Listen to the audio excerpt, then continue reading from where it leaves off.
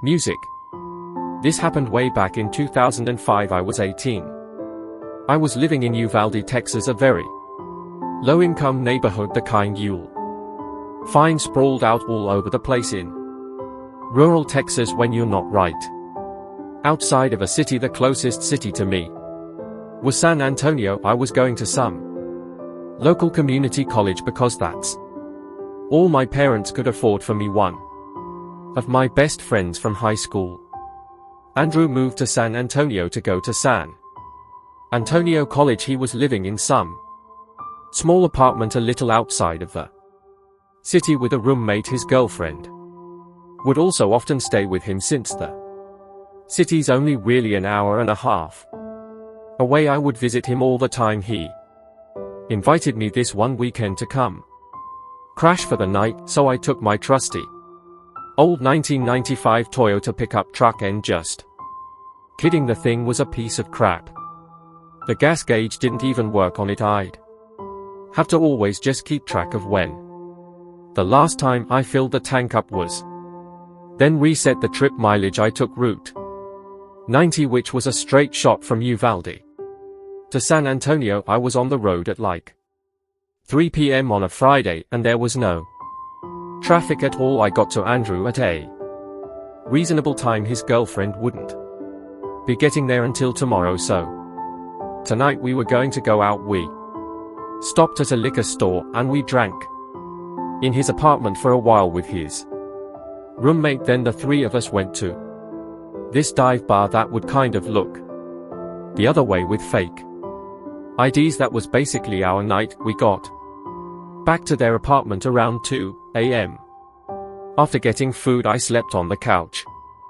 The next day would have almost been the same thing, but Andrew and his girlfriend were having issues all day, and as the two of them got drunker as the night progressed, she started yelling at him in front of me, and it got really awkward and uncomfortable. I didn't really have much to drink that day because I was already iffy about staying the night with her. There, I eventually decided I would just head back home. I said goodbye to everyone and started my journey home. It was very late at night. I want to guess midnight, maybe a little earlier. Route 90 was deserted at this time, so I would fly for my pickup standards, but suddenly the engine started sputtering. I felt my heart completely drop as I realized I forgot to fill up the tank. I slowed down, but it was too late. The engine cut. I pulled to the side of the road and tried starting it a few times, but it did no good. I took out my cell phone, which was equally as shitty as my truck, and I tried to get a signal. No shot. I couldn't even call for help. I had to just put my hazards on and hope a good Samaritan would pass. You wouldn't believe how long I sat in the side of the road before seeing headlights. I waved my arms as the car approached, but it zoomed past me, ignoring me. This happened again after another 10 minutes or so. I was starting to feel hopeless, like maybe I should just sleep in my car and wait till sunrise to get help. So that's what I was going to do. I got inside my car, took the key out of the ignition to cut the battery, and just angled my seat back to go to sleep. I would hear the occasional car zooming past like once every 10 minutes, but it didn't feel worth waving people down in the dark. It seemed sketchy for myself and to the people in the cars, but when I was starting to actually drift away to sleep, a car door closing from behind me woke me up. I looked in the rearview mirror and saw a car pulled up behind me with its headlights off. I turned around now to get a better look. There was some big pickup truck, but I couldn't see anyone inside of it, nor did I see anyone outside of it. Maybe someone pulled over to help. I got out of the car and said, "Excuse me," to no response. I walked closer to the truck just to confirm no one was inside. Then I walked back to my car. This was weird. I looked towards the trees on the side of the road. Maybe someone was pissing in the woods. I went back inside of my car and locked the door. This was just too weird. Suddenly, there was a tap at my window. I jumped. I looked to see a man looking down at me into the car, smiling. I didn't do anything yet. He said, "Hey buddy, need a hand?" I lowered the window a crack and said, "Hey, I ran out of gas." The man said, "That's quite the predicament. Step out and give me a hand with this real quick."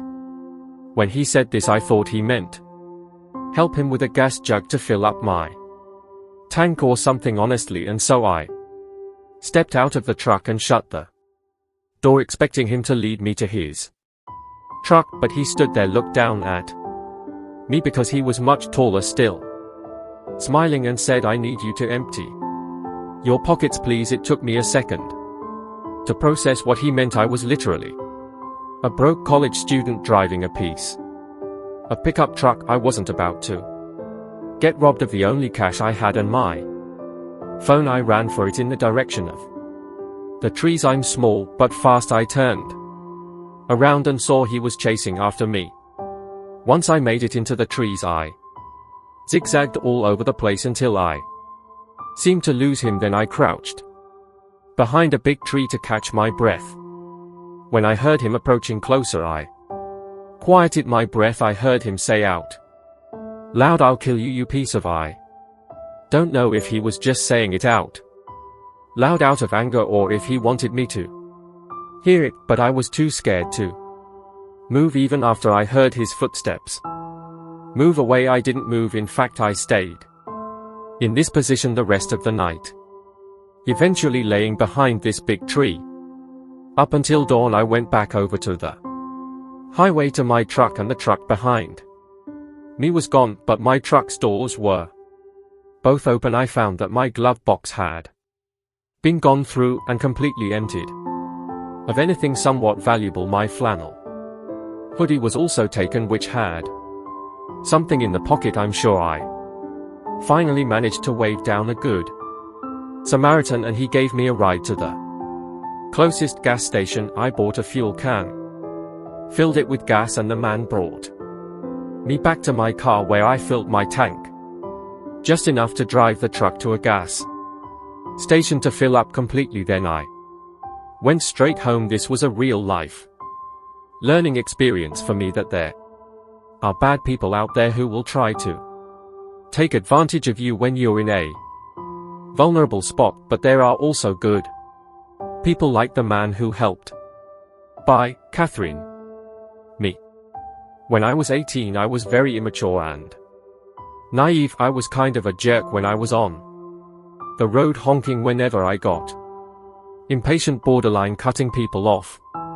Looking back now, it was very stupid, and if I ever have kids, I'll be that much more strict with them as far as their driving. That being said, I did drive a lot for someone my age. I went away to school 5 hours away from home. No matter what day of the week, traffic always gets atrocious the closer I get to home, so during breaks I'll drive home at night. To avoid this, goes from a 4 to 5 hour drive down to a 3-hour drive. It was the beginning of winter break as the fall semester just ended. All my friends left for home on the same day. I just waited till later on in the night to head out, because there's nothing I hate more than traffic. I used to drive a Mazda 3 that I would beat the ever-living crap out of, and admittedly I used to be known for driving my car to a near-empty tank.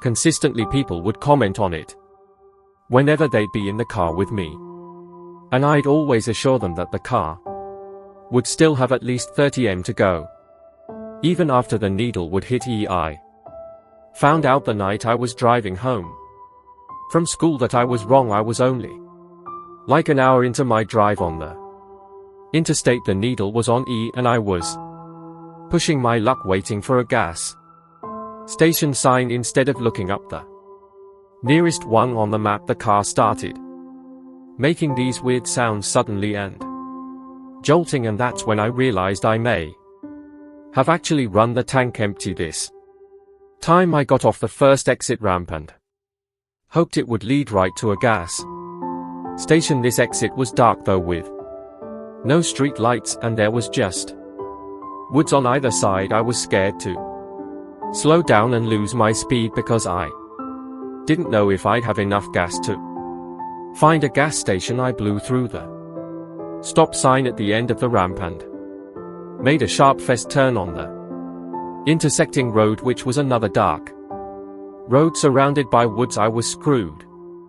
The car eventually came to a stop and the engine died. Things only got worse when I took out my phone and saw I had no bars. I have T-Mobile, which is the worst possible reception anywhere far from a major city. I tried calling 911 because I was stupid and thought that 911 works even without reception. Of course it didn't. I was terrified because I didn't know what to do. I turned on my hazard lights and just waited for someone to pass by. It was a long time before I saw headlights approaching. When I did, I flashed my headlights at them and they passed me, made a U-turn, then pulled up on the grass behind me. I didn't know who was getting out of that car though, and I was an 18-year-old defenseless girl. I just cracked the window down a little bit as this man approached my car. I told him I need help.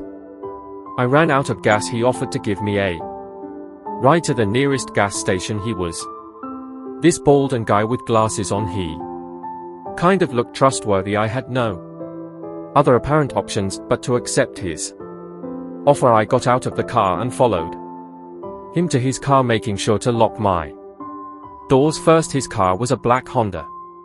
Year probably a 2010. It smelled funky in his car. It couldn't pin what the smell could be, though he banged another U-turn and started driving in the direction he was driving before he made conversation with me, asking where I was from and basic questions. I was honest with him that I was driving home from school. He said he lived in the area and that they don't get too many out-of-towners getting off the interstate for this quiet little town. The route we were taking lacked any buildings anywhere. It was just woods everywhere. I asked if he knew of any gas stations and he said yeah, just a ways up the road. I started hearing bumping and thumping coming from the back of the vehicle. It sounded like the trunk. At first I thought it was maybe just bumps in the road or a loose object in the trunk. He seemed to keep talking and talking like he wouldn't stop. Finally we got to a sort of town-looking area. There were some lights and buildings at last, a diner and a few small houses. There was a red light at the first intersection. Since I got in his car, we came to a stop, and for the first time there was silence. And then I heard the unmistakable sound of someone screaming in the trunk, followed by thumps and bangs. I looked at the man, who looked at me. In a split second I unbuckled my seat belt, opened the door and ran, while at the same time he tried grabbing me and pulling me back into the car. I heard him get out as well, but instead of chasing me, he ran to close his passenger side door. Then I heard him floor it down the street. I ran into the diner and asked for help, making a scene. I used their phone to call 911. I waited there and it became this whole huge thing, with multiple police showing up to the diner to take a report. Given the gravity of the report that I was making, that I heard someone in the trunk of the car, they had to get every last detail for me about the man's car, his appearance, and where he picked me up. I was also given ride back to my car so that they could also include the pickup location in the report. They also helped me get a hold of AAA, which eventually would come to my location to fill my car with gas. This was overall the scariest experience of my life. I was shaken to the core the whole rest of the ride home. I hope they found that man. I hope whoever was in that trunk is still alive today. For all I know, that man could have been bringing me to his house or somewhere else, and I was just lucky I had a chance to get out At that red light, music. Anonymous.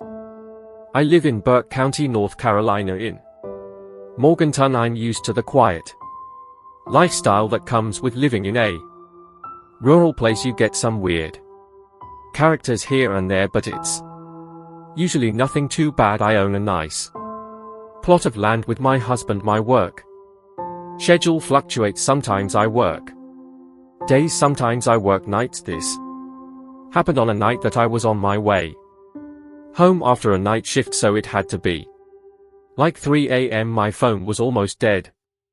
I was hungry, I was tired, and I just wanted to get some food and head home. I stopped at the gas station to get $10 worth of gas and also a packaged sandwich, which I proceeded to eat inside the gas station cafe. Some sketchy guy was eyeing me for a little until he left the building without buying anything. After eating, I went outside to fill up the gas and then got back in the car. The smell of gas was extra pungent for some reason.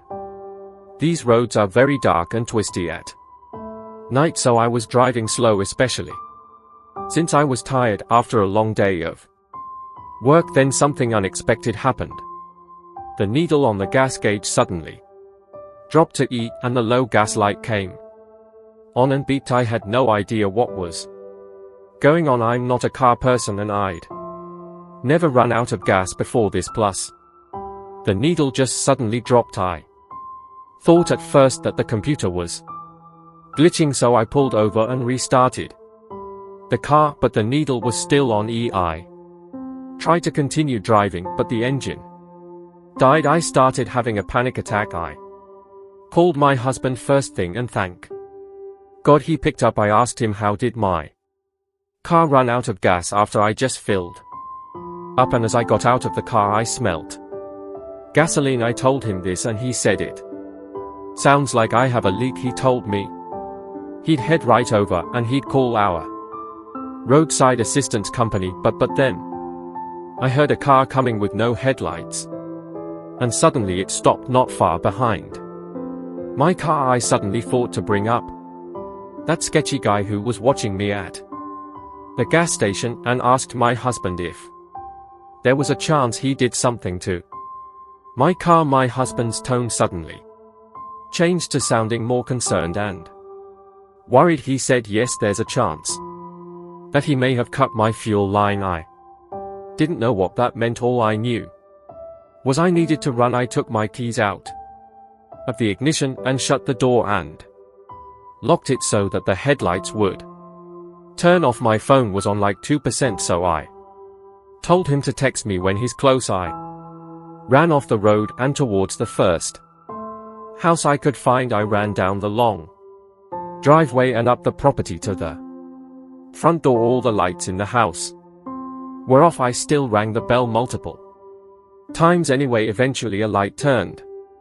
on and then the door opened. A man in his 60s opened the door. He looked like he was just woken up. I asked him to let me in to hide and charge my phone. After a bit of explaining, he opened the door fully and let me in. I asked him for an iPhone charger and he said he'd go look for one, then asked me to take a seat in the living room. I sat down, still in my nurse scrubs, feeling a mix of emotions. The man called out from the kitchen asking me if I wanted some water.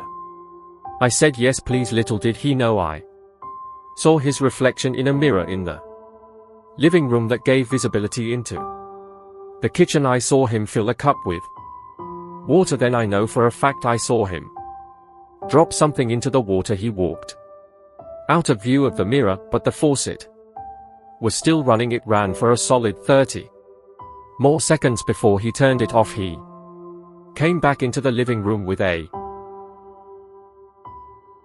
glass of water and handed it to me. I thanked him and he sat down and just looked at me, then asked me to explain the situation again. I replied to him, I just really need a charger so that I could contact my husband. He said all right and went upstairs. I checked my phone and it was on 1%. I used that remaining battery to send my current location to my husband just in case I then smelled the glass of water, and although it didn't smell like anything I knew he put something in it, now I had to make the decision of whether I should leave or not. On one hand, I needed to charge my phone badly. On the other, I was 99% sure he did something to this water. I heard him walking back down the stairs, and he said he doesn't have any iPhone chargers since he has an Android. After he said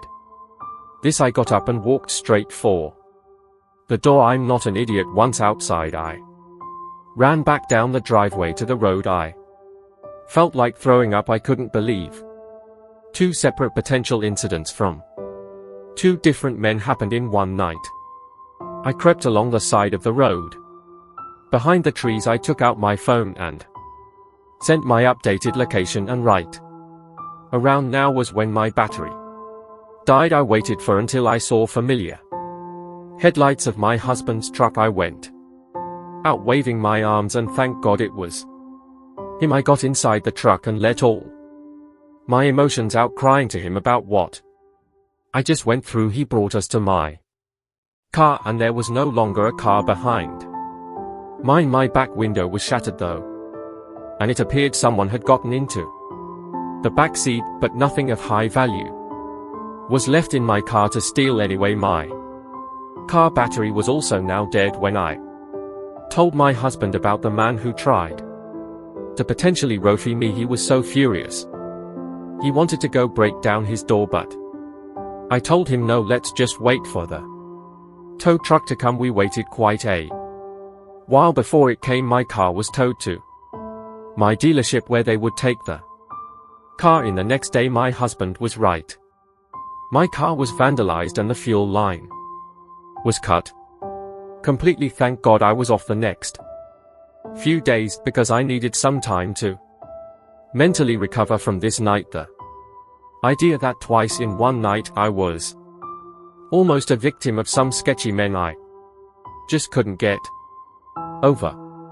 Music.